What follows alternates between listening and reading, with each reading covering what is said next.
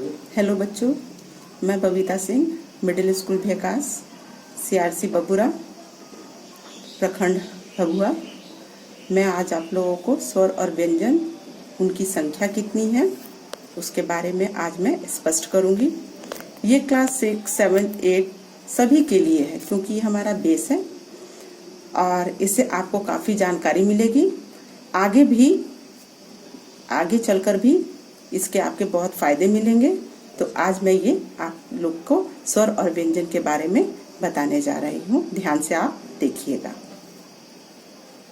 स्वर जो हम लोग अ, आ, ई, उ, री, ए, ऐ, ओ, औ जो बोलते हैं, हम लोग पढ़ते हैं, ये हमारा स्वर है।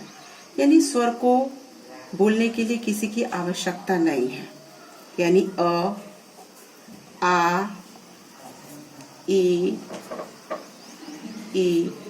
उ, री, ए, ऐ, ओ, औ, अं, अ। हम लोग ये जानते हैं। क्या आप लोग ये जानते हैं कि ये हमारा स्वर है, इनकी संख्या कितनी है? हम लोग गिनते हैं तो कहते 1, 2, 3, 4, 5, 6, 7, 8, 9, 10, 11, 12, 13। इस तरह से ये हमारी संख्या 13 है। किंतु हम लोग स्वरों की संख्या 11 जानते हैं। स्वर में हम लोग लिखते हैं कितने हैं? 11। तो ये अंक और अ, ये क्या है? ये अंक और अ, यानी ये अनुस्वार और विसर्ग। ये अनुस्वार और विसर्ग ये क्या है? इन्हें हम अयोगवाह बोलते हैं। क्या बोलते हैं? अयोगवाह। यदि आपसे कोई पूछे अयोगवाह क्या है, तो हमें यहाँ पे स्पष्ट करना होगा कि अंग अह ये हमारे अयोगवाह है। तो इस तरह से इनको मिलाकर कुल 13 है और 2 हमारे अयोगवाह है। अयोगवाह की संख्या हमारे इसमें 2 है और स्वर की संख्या 11 है। इसके पश्चात हमारा व्यंजन आता है।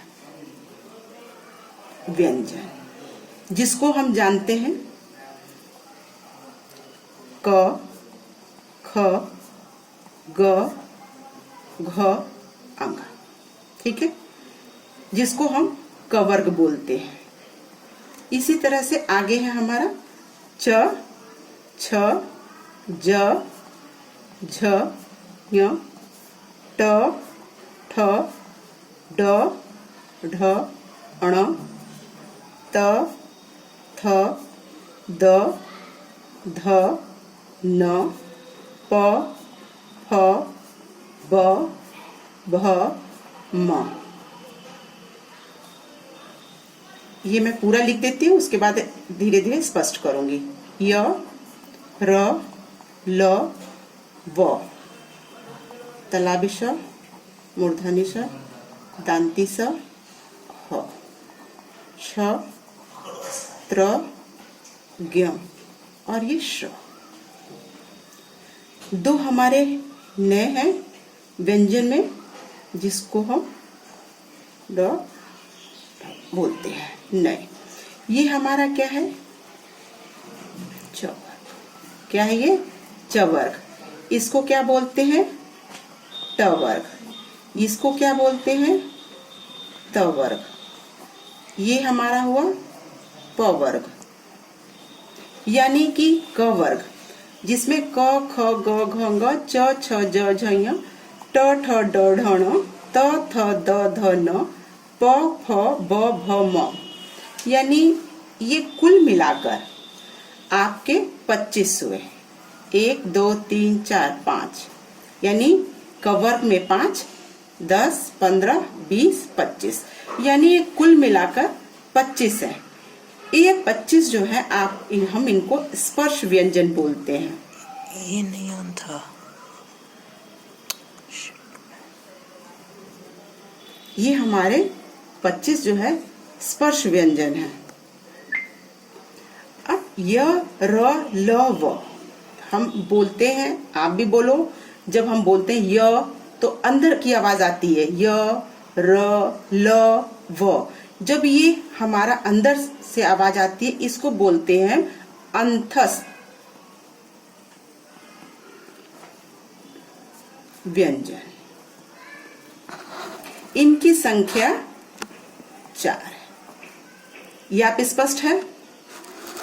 अब इसके बाद आप देखिए श, स, ह। ये जब हम बोलते हैं, इसमें से एक हमारी ऊष्म यानी गर्मी निकलती है, इसको हम बोलते हैं ऊष्म व्यंजन। ऊष्म व्यंजन, इसकी संख्या भी 4 ही होती है। इसके बाद आता है आपका छ, त्र, ज्ञ और ये श। ये क्या है? इनकी भी संख्या हमारी 4 है। ये हमारे संयुक्त व्यंजन। संयुक्त व्यंजन क्यों बोलते हैं इन्हें? इनकी भी संख्या हमारी 4 है। आज मैं आपको ये स्पष्ट करूंगी कि श्र, त्र, ज्ञ और श ये संयुक्त कैसे हैं। संयुक्त का तो मतलब ये हुआ कि 2 चीजों से जुड़कर बना है। तो ये और ये 2 नए, इनकी संख्या 2। अब और इसे उच्छिप्त व्यंजन कहते हैं।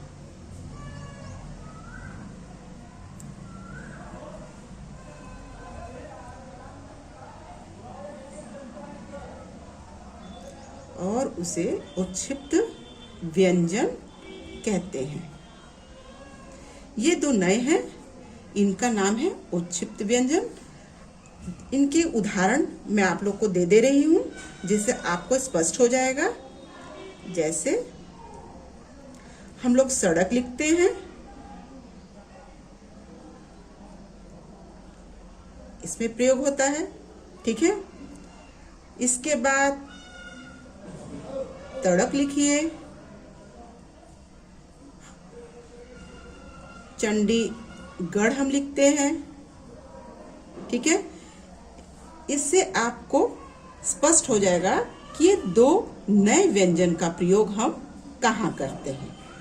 सड़क, तड़क, चंडीगढ़, पढ़ाई इत्यादि।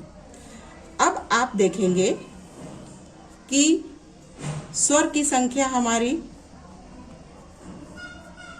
13, कवर्ग पूरा चवर्ग मिलाकर स्पर्श व्यंजन आपके 25 हो गए, और अंतस्थ, उष्म और संयुक्त व्यंजन इत्यादि मिलाकर 12 और 2 नए, यानी कुल मिलाकर 52 संख्या हमारी है। स्वर और व्यंजन की संख्या टोटल 52 है, यानी कुल संख्या है। कुल से अभिप्राय हो गया आपका स्वर और व्यंजन। और अलग से देखेंगे तो स्वर की संख्या 13 और व्यंजन की संख्या 39, ठीक है। अब मैं आप लोग को अगले वीडियो में संयुक्त व्यंजन श, त्र, ज्ञ, श्र के बारे में विस्तार रूप से स्पष्ट करूंगी। धन्यवाद।